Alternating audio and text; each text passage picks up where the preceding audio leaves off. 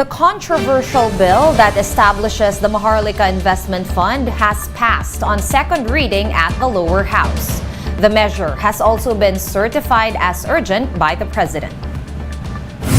The Bangko Sentral ng Pilipinas fires off another rate hike in a bid to match the U.S. Federal Reserve and tame domestic inflation.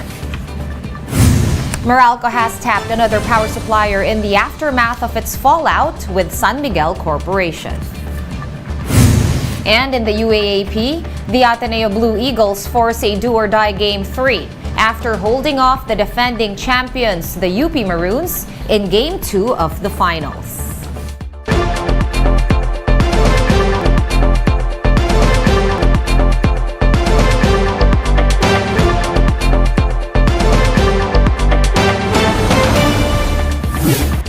Fast, focused, and fearless. Here's a roundup of stories we're watching now.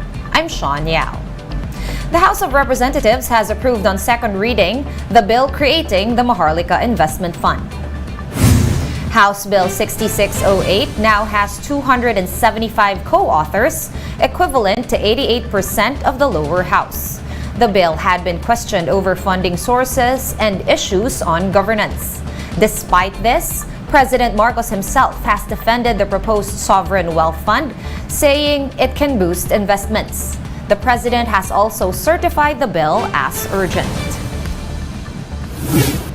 The Commission on Elections has disqualified Cagayan Governor Manuel Mamba for violating the election spending ban. The COMELEC Second Division ruled that Mamba violated a 45-day ban on the release of public funds during this year's campaign period. This stemmed from a petition filed by Zara Lara, who lost to Mamba in Cagayan's gubernatorial race. Lara alleged that Mamba committed vote buying under the guise of financial aid distribution. Mamba has denied the claims, saying that the release of financial aid was part of his administration's programs. Mamba is given 5 days to appeal the decision before the COMELEC Bank. One Bilibid inmate came forward with his testimony on the killing of a high-profile prisoner who was earlier reported to have died from COVID-19. Marlene Alcaide with the details. The National Bureau of Investigation is looking to the testimony of a prisoner who claimed to have seen a high-profile inmate get killed inside Site Harry in Bilibid in 2020. The inmate, who worked as an orderly in Site Harry during the pandemic, said now is the right time to reveal the truth. Site Harry is a COVID isolation facility managed by the NCR Police Office. Sa mga kasama ko po na sinasabi nila bantag na may COVID, sa sinasabi ng mga doktor na may COVID, hindi po totoong namatay sa COVID yung mga kasama ko. He claims to know what actually happened behind the death of high-profile inmate Eugene Chua. Chua was reported to have died of cardiopulmonary arrest due to COVID-19 as stated on his death certificate. Pangyayari kay Eugene, hindi siya sa COVID namatay. Saksi ang dalawang mata ko kung paano nila pinatay ang tao. Dalawang tao lang po ang nagsupot sa kanya. Sinupot lang po siya sa ulo. Sino po itong mga sumupot? May suot po ba na, naka-uniforme po ba? Ano po bang suot? PPA mamasuot nila eh. When asked why he is only speaking now, Nung panahon kasi ni Bantag yan sa Bureau of Correction, pag nagsalita ka ng isa o dalawang beses na laban sa kanya, sigurado ipapapatay ka. the inmate is now under the Investigation Bureau's custody. He will also undergo polygraph test. Acting Bureau Chief General Gregorio Catapang Jr. says they will cooperate with the NBI on the investigation. Kung COVID patient ka, kinamatay mo COVID, dapat doktor magsabi na namatay ka ng COVID. And then kung ikikremate ka, another authorization na naman yan ng doktor or whatever na authorized. Investigations into the deaths of high-profile inmates Francis Go, Shuli Lim Zhang, Jimmy Ang, Benjamin Marcelo, Eugene Chua, Sherwin Sanchez, Amin Boratong, and Willie Yang are underway. Based on initial findings, they were declared dead on arrival. However, witnesses claimed that days before their deaths, the inmates seemed normal and lively. The NBI has recommended to file 8 counts of murder against 22 NCRPO personnel. For News 5, Marlene Alcaide, we are One News. News Now will be back with more stories after this quick break.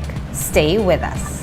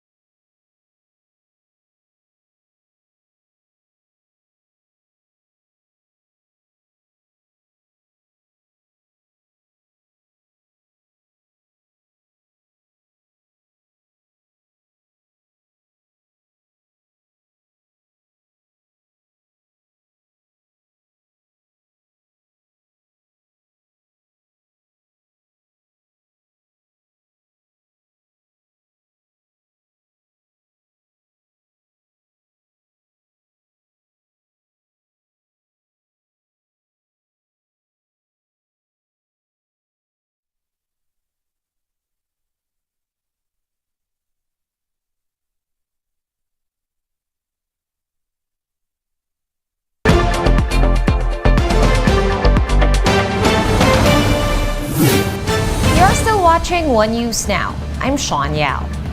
The Department of Agriculture has suspended the issuance of import permits for select fish variants. Shaila Francisco with the report.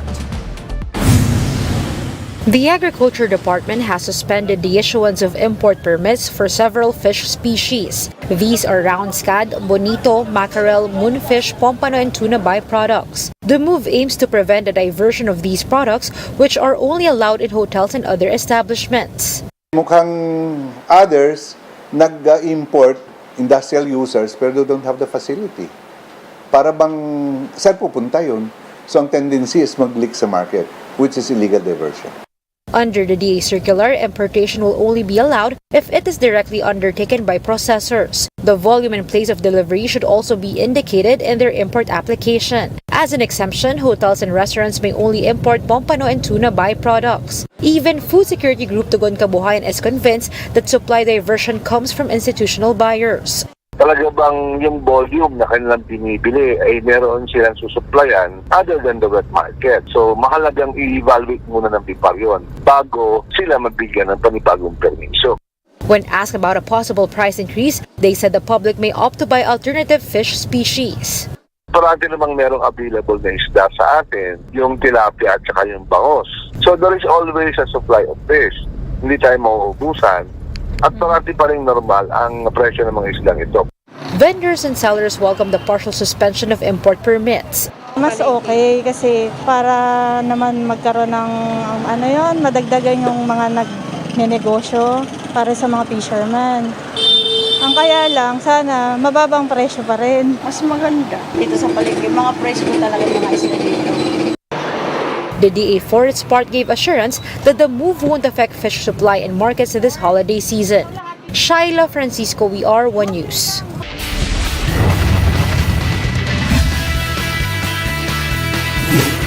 The Ateneo Blue Eagles live to fight another day after forcing a do-or-die Game 3 against UP in men's basketball.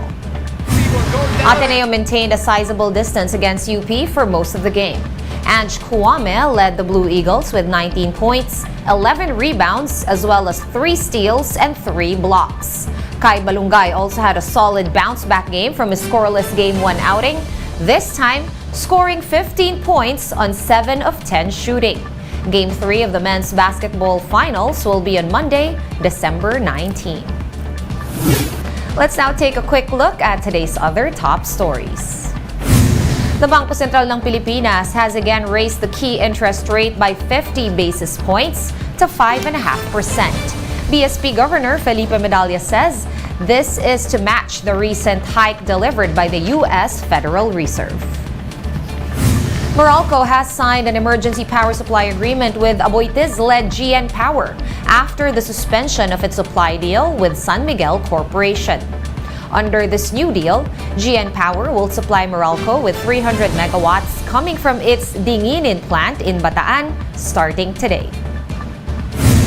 The World Health Organization is hoping to lift the global emergency status for COVID-19 by 2023. This is after the WHO observed a drastic decline in COVID-19 deaths from a year ago. For more updates, visit News 5, The Philippine Star, and Business World online. Visit our website, onenews.ph, for more in-depth analysis. You can also catch One News on Signal Play.